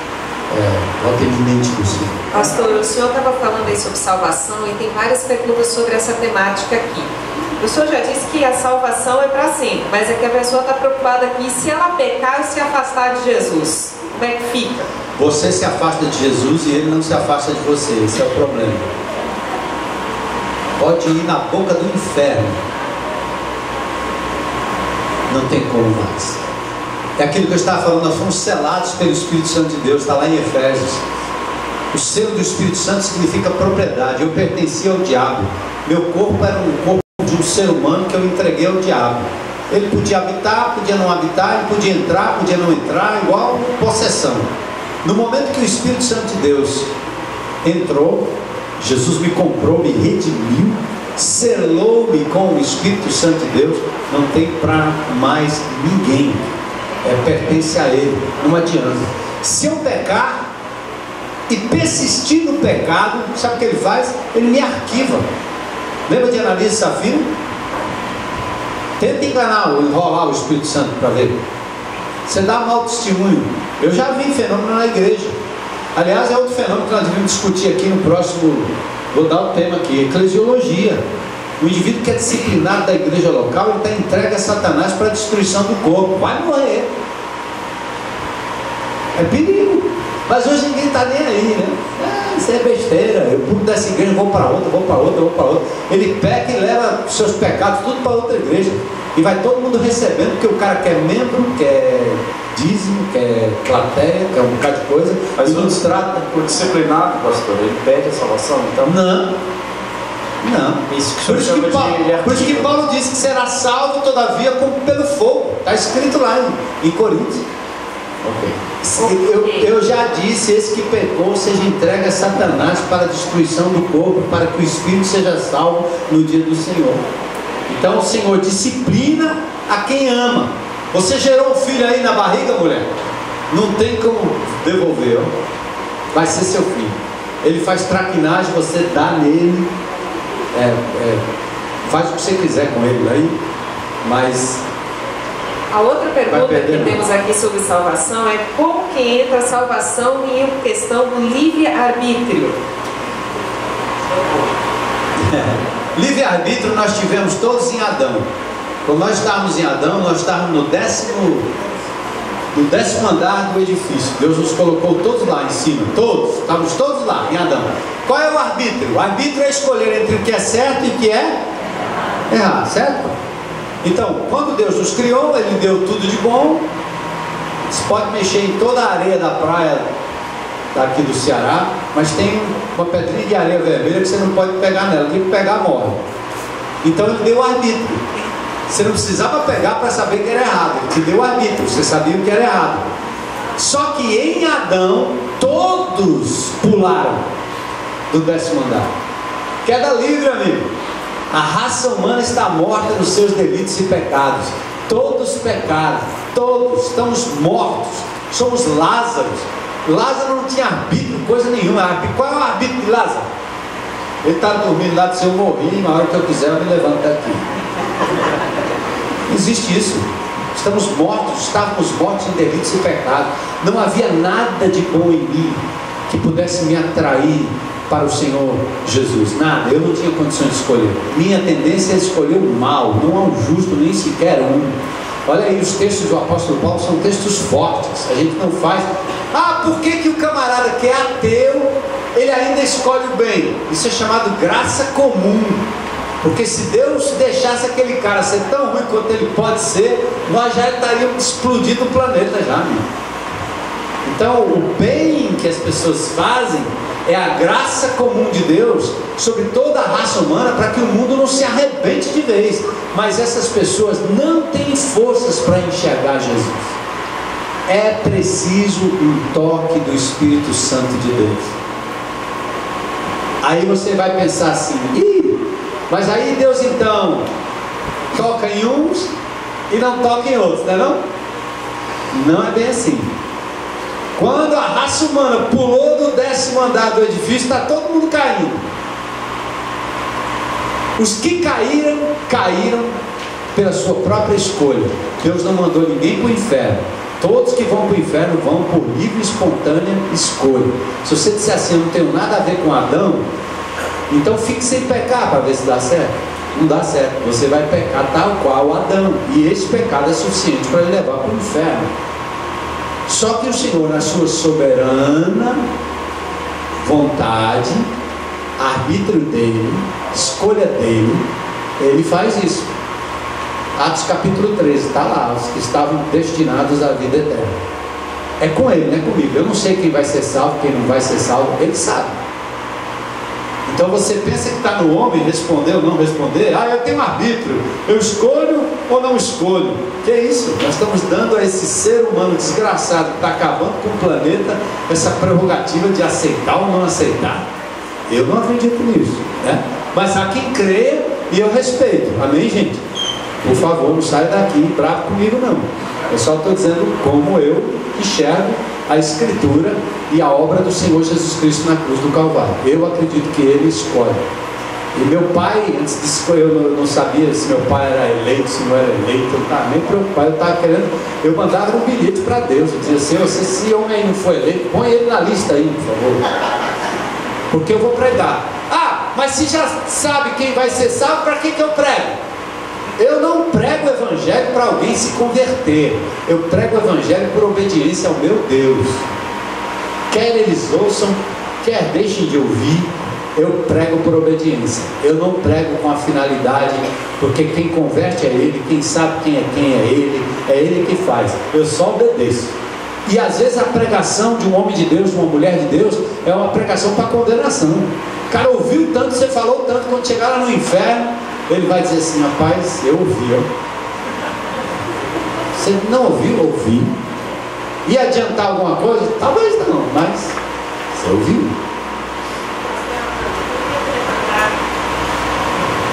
Oi, tem que levantar a mão para confessar diante dos homens? Ou o que é confessar diante dos homens em relação à salvação? Não, a mão não, tem que levantar a mão, o pé, tudo, mas a palavra diz, Romanos 10, confessa com a boca. A palavra confessar ali é a palavra grega homologomai. carimba, fala, abre a boca, testifica. Vocês sabem que muitos de vocês aqui já experimentaram isso, né? Várias pessoas se converteram aqui em casa, sozinho, no meio do caminho. Deus usou o que quis usar. Quem tem o Espírito Santo de Deus não cala a boca. Não vos embriagueis com vinho em que há contenda, mas enchei-vos do Espírito, falando entre vós. Quem fecha a boca não tem o Espírito Santo de Deus. Entendeu? Então quer dizer, quando o indivíduo entrega a vida a Jesus, cara, não tem como ele não falar. Ele fala, ele denuncia. Pode ser lá diante da congregação? Amém. Não precisa ser? Não, necessariamente, né? Até porque você tem uma congregação com 100, eu tenho com 20, eu tenho com 30, outros têm grupos de relacionamento, tem 10 pessoas ali. Eu entreguei minha vida a Jesus, a pessoa testifica, né? Então é só isso. Se com a tua boca confessares a Jesus como Senhor e em teu coração creres que Deus ressuscitou dentre os mortos, serás pronto. Agora, se uma criança que nasce na África e morre aos 6 anos sem a oportunidade de conhecer Cristo, vai para o inferno? Eu creio na história. Eu estou respondendo aí, não você. Eu estou atrás, estou concordando. Eu acredito muito na história de Davi. Lembra Davi, o filho do adultério? A criança adoece, ele chora, fica lá, vai morrer. Quando a criança morreu, ele se levantou e disse, pronto. Que negócio é esse? A criança morre, você fica feliz ou volta a recobra, claro. E ele fala dessa possibilidade do encontro com essa criança no futuro. Eu acredito que existe um mistério sobre a inocência de uma criança até um ponto da vida dela que não cabe a mim, não compete a mim arbitrar qual é o tempo, qual é o momento. Mas eu acredito que Deus cuida dos fetos. Quantos seres humanos são mortos nas clínicas de aborto desse país? Para onde eles vão? Eu acredito na misericórdia de Deus sobre essas vidas, certo? E até que ponto uma criança cria consciência para saber a diferença entre o bem e o mal, a direita e a esquerda, e pecar, não sei. Eu tenho 2 filhas, certo? Ensinei a orar, ensinei a fazer um bocado de coisa, mas nunca as tratei como crentes, até o dia que elas entregaram a vida a Jesus, uma com 11 anos, outra com quase 12 anos de idade. Certo? É muito legal, faz oração, é bonitinho, mas aquilo ali é um pecadorazinha desgraçada. Eu olhava, não? Você ensina todo o negócio, mas não para essa história, não. É igual a mãe que diz assim, meu filho desviou da fé, eu fiz tudo. Fez pra quê? Pra ficar alegando, né? Você troca o que? Autojustiça? Não, mulher, cria seu filho por obediência ao Senhor, faça o seu melhor, e o destino ninguém sabe. Ezequiel 18, a alma que pecar, essa morrerá. O pai não leva a maldade do filho, nem o filho a maldade do pai. A alma que pecar, essa morrerá. Cada um é responsável por si mesmo. Faça seu melhor, agradeça a Deus, entrega nas mãos de Deus, porque se ele for de Deus, num caixão, antes dele descer, ele se converte. Tem mais uma aqui que fala assim, se a pessoa que crê é salva e a que não crê já está condenada, como é que ela está condenada? Já houve esse julgamento? O julgamento, claro. O julgamento houve, quem não crê, lá em João capítulo 3, né? Deve estar citando aí. Já, claro que já está condenado. Eu estava condenado. Vocês não cantam isso? Mas agora pela cruz. Não canta, não? Se eu responder, já estava condenado mesmo. Claro, já está condenado, né? Agora, ao longo da história, que a gente não conhece o amanhã, o futuro, é possível que o sangue de Jesus, a misericórdia de Jesus, alcance aquele indivíduo que, condenado, recebe a absolvição, porque Deus decide tocar e o indivíduo decide crer, responder, né? Não vou dizer, usar a palavra certa. Deus toca e o indivíduo responde, e aí a condenação já era, porque Jesus já pagou o preço. Tem 2 fenômenos acontecendo. Aliás, A vida de Cristo é suficiente para salvar toda a humanidade, certo? Então, embora a condenação recaia sobre todos, o que Cristo fez na cruz do Calvário seria suficiente para salvar todos. Mas a gente sabe que não vai ser assim, porque vai ter inferno, né? Então já está condenado, é assim mesmo. E quem crê também estava condenado. Mas a absolvição mais linda é essa: é o indivíduo preso na cadeia, condenado pelo juiz, santo juiz, pelos pecados que nós cometemos, e de repente alguém abre a cela e diz: Cristo pagou o preço, pode sair. Eu saio absolvido tendo sido condenado, para não esquecer jamais de que eu sou um condenado absolvido. É muito bom esse livro. Essa aqui é para o Nando, uma pergunta futurista, viu, irmão? Qual será a reivindicação da igreja frente ao secularismo nos dias de hoje?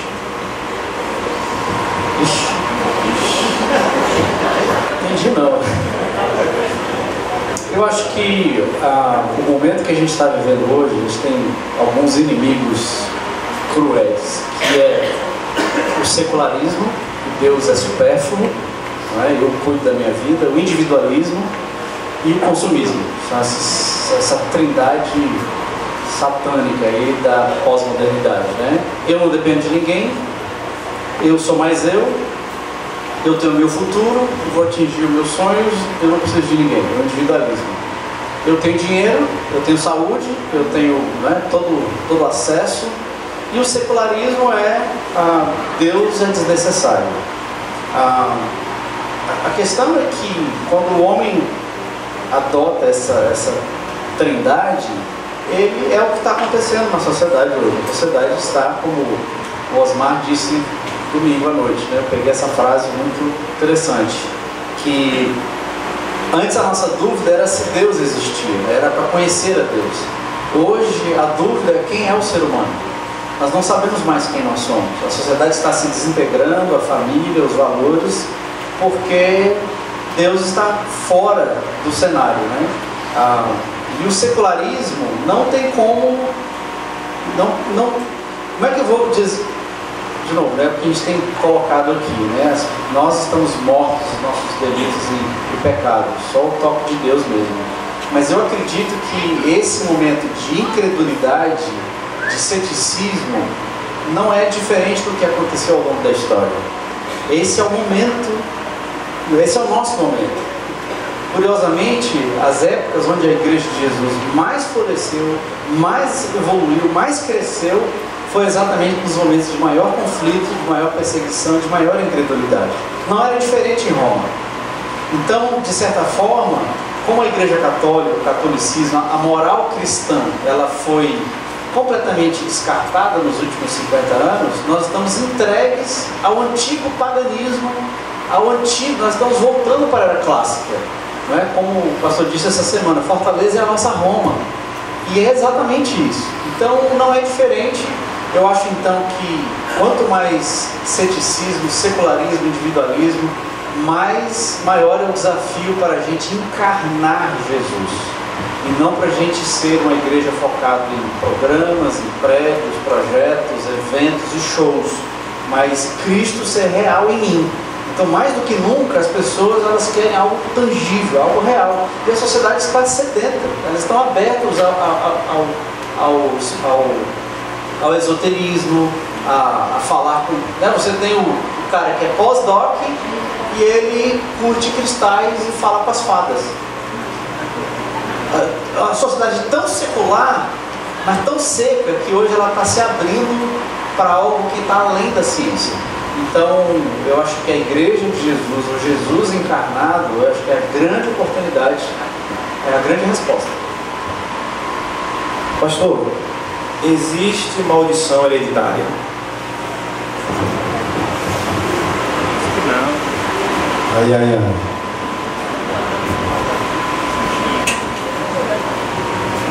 Nós vamos até as 9h30, tá? Esse relógio aqui está certinho. Eu estou procurando palavras brandas para falar sobre isso. Gente, o que que mata o cristianismo, tem matado o cristianismo. Esse nosso país está como está, porque nós nos encastelamos em prédios, criamos ambientes de conforto para nós, para os nossos filhos, fomos manipulados por indivíduos que buscam alta promoção, nos especializamos em espetáculos evangélicos, nos tornamos um produto a ser vendido, nossas músicas, nossas reflexões são meios de ganhar dinheiro, e nos tornamos vítimas por ignorância da palavra de Deus,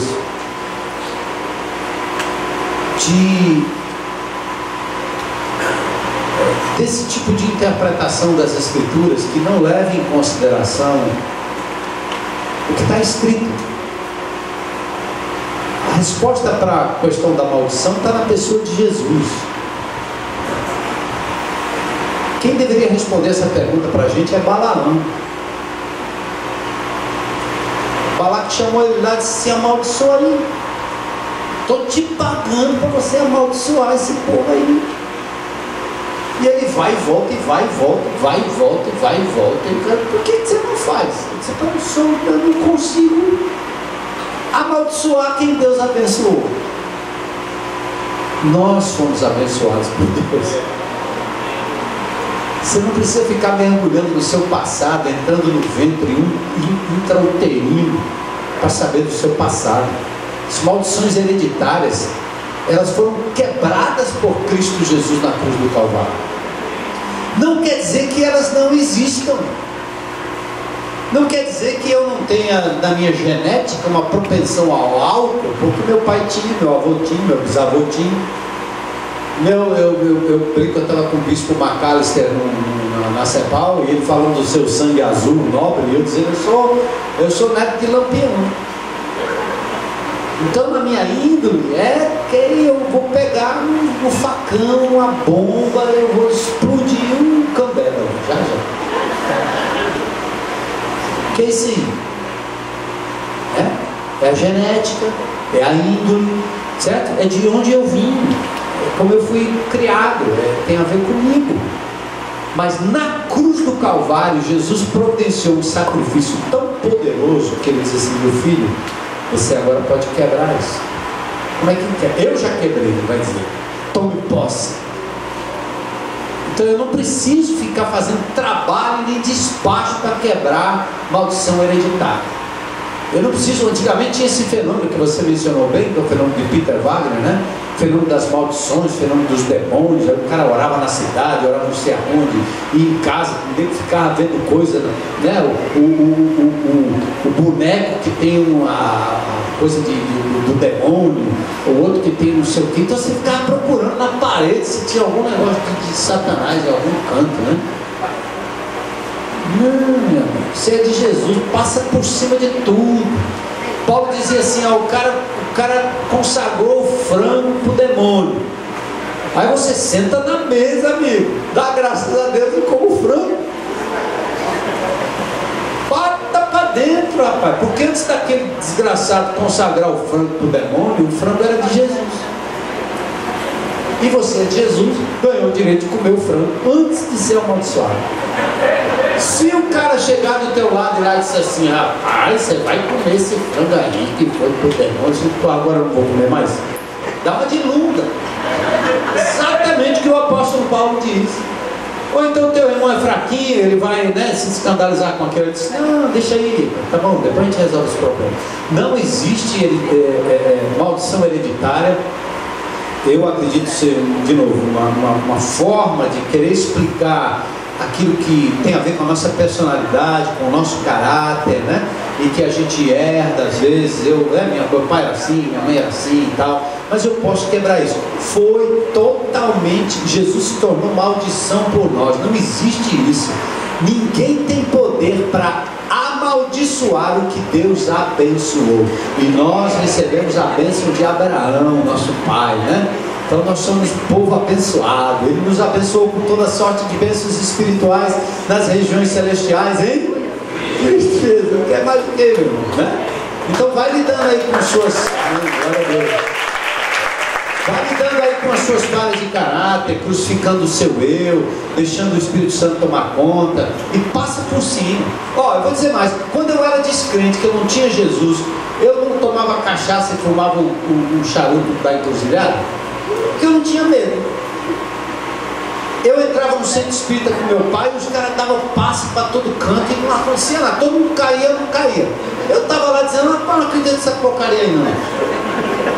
Porque ser humano criado à imagem e semelhança de Deus, o Senhor, se Ele é minha criatura, só toma conta aí se você der autorização. No momento que eu dei autorização para o demônio, no momento que eu dei autorização para o medo, no momento que eu dei autorização para o Espírito, ele entrou, tomou conta da minha vida e quase me destruiu. Entende? Se o indivíduo que é simples criatura de Deus é cuidado por Deus de uma forma especial, e o diabo só entra se ele abrir a porta e pedir para entrar, imagine o crente em Cristo Jesus, que aí ele não pode nem mais abrir a porta, porque pertence ao Espírito Santo de Deus a chave de tudo, certo? Nenhuma maldição recairá sobre nós, nem sobre os nossos descendentes, para a glória de Deus. Pastor, aproveitando aqui esse tema, o senhor falou sobre o Espiritismo, tem uma pergunta aqui que diz o seguinte: o que o senhor me diz sobre o Espiritismo do Allan Kardec? As cartas, as receitas de mediunidade dos médicos de renome que já morreram em Vietnã? Claro. Eu vivi na época do Zé Arigó. Zé Arigó, ele curava nódulo com a tesoura velha enferrujada. Fez operações espetaculares, maravilhosas. É porque o demônio, ele é poderoso. Ele é todo poderoso, mas ele é poderoso. Ele faz e fez mesmo.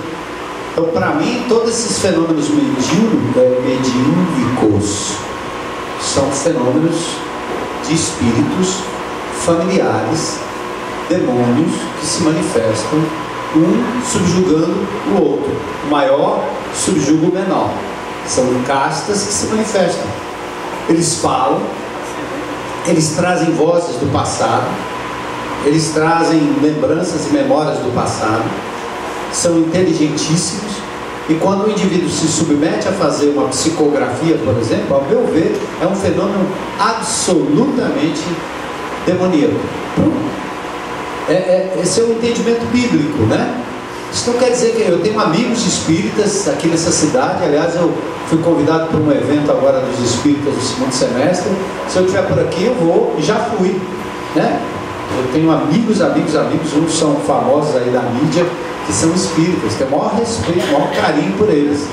Mas alguns são espíritas da intelectualidade, porque admiram os escritos espíritas como escritos que eles dizem científicos, são inteligentes, são fenômenos interessantes e tal. Outros creem no espiritismo já numa ação muito mais de manifestação, de passe, de possessão, né? Uma série de coisas, e até chega ao ponto do exercício de curas fenomenais. Mas olha, invariavelmente pessoas curadas pelo espiritismo. Anos mais tarde a coisa complica. Já vi coisas que se reverteram, coisas que voltaram para uma situação muito pior.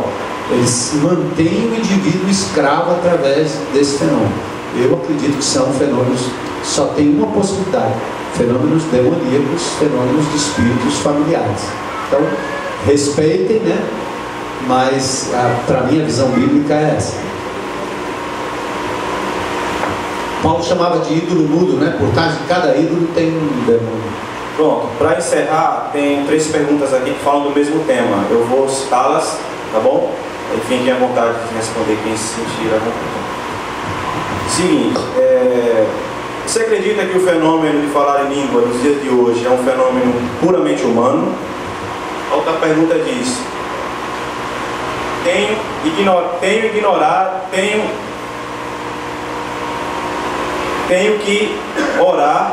que pedir por esse dom de línguas e busco o tempo inteiro e não encontro. Porque os ditos pentecostais sempre dizem que o falar em línguas que eles falam é bíblico, sendo que não é. Acho que Já falou alguma coisa. não tem o direito de achar que é Bíblia, tem que respeitar. Tem uma coisa importante. Eu conheço pessoas aqui na IBC que falam línguas. São pessoas que estão no momento de oração.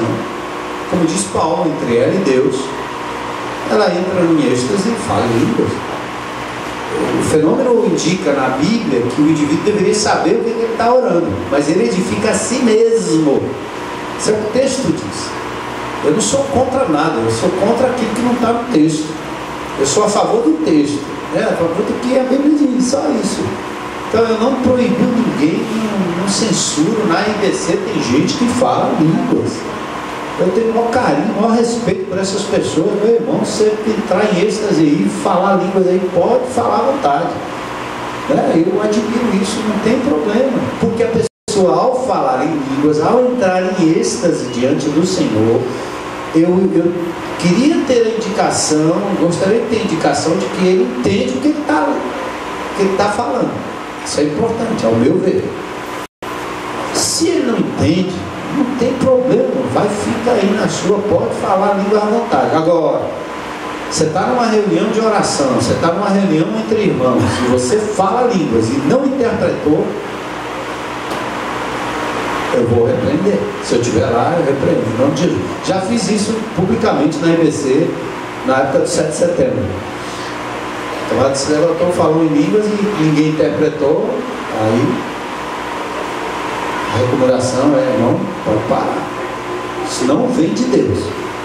Agora, porque eu disse logo no início que o fenômeno de línguas não é um fenômeno só do Espírito de Deus, significa que nós estamos muito abertos a fenômenos que não são de Deus.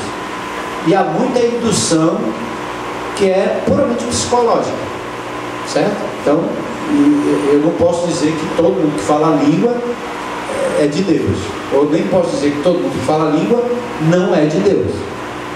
Se Deus quiser dar o fenômeno para você, Ele vai dar, Ele que dá. Se Ele der, vai ser de acordo com as regras que Ele estabeleceu na palavra. E eu acho bom. Se aqui alguém levanta e alguém fala em línguas, o que vai interpretar tem que ser ouvido como uma profecia. 1 Tessalonicenses capítulo 5, está lá. Não desprezeis as profecias, está lá. Não desprezeis as profecias, né?